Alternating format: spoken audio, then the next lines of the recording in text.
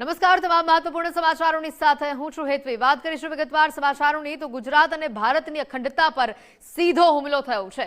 ચૈતર વસાવાના આમ આદમી પાર્ટીની ભીલ રાષ્ટ્રની માંગણી, આમ આદમી પાર્ટીની દેશના ટુકડા કરવાની માનસિકતા। ડેડિયાપાડામાં ચૈતર વસાવાના સમર્થનમાં સભા મળી। બેઠકમાં દેશના ભાગલા કરવાની વાત કરવામાં આવી। બેઠકમાં ભારત વિરોધી નારા પણ લગાવવામાં આવ્યા। આદિવાસી સમાજના હકના નામે આગ ચંપી કરાઈ। જળ, જંગલ અને જમીનના નારા આપી ઉશ્કેરવાનો પ્રયાસ કરવામાં આવ્યો। ઉમરગામથી અંબાજી સુધી સળગાવી દેવાની વાતો કરાઈ।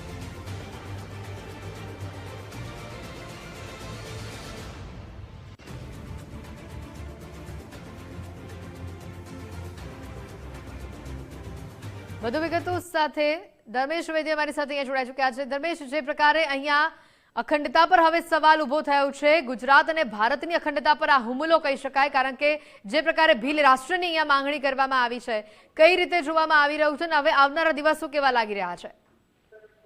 હેતવી, જેને કહી શકાય કે ચૈતર વસાવા જે આમ આદમી પાર્ટીના જે ડેડિયાપાડાના ધારાસભ્ય હતા, તેઓ જે ચૈતર વસાવાને કોર્ટના ચુકાદા મુજબ જેલવાસ સમર્થનમાં જે બેઠક મળી હતી, આ બેઠકમાં જે દેશના ભાગલા કરવાની વાત જે બહાર આવી છે એ ખૂબ ગંભીર છે।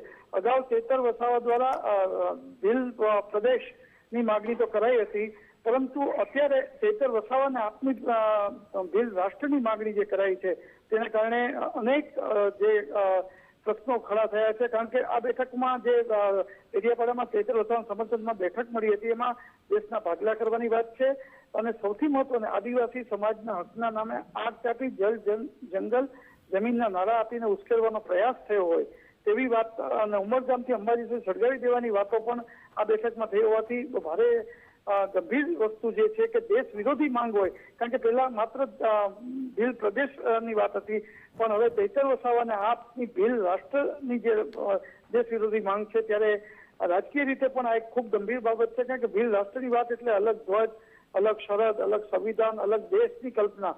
તો 1947માં વિભાજનની યાદ અપાવે તેવી રીતે આ રાજકીય મુદ્દો બહાર આવ્યો છે। સમર્થનમાં બેઠક હતી, ભલે એમને માટે જે સમર્થન હોય એ વાત છતાં ગુજરાત અને ભારતની અખંડતા પર સીધો હુમલો થયો હોય તેવી આ બેઠકમાં ચર્ચા થઈ અને નારા પણ લાગ્યા ભારત વિરોધી। એ પણ એક ખૂબ ગંભીર બાબત છે અને આની સામે કાર્યવાહી થાય તેવું પણ લોકો ઈચ્છી રહ્યા છે। જી ધર્મેશ, આભાર માહિતી બદલ।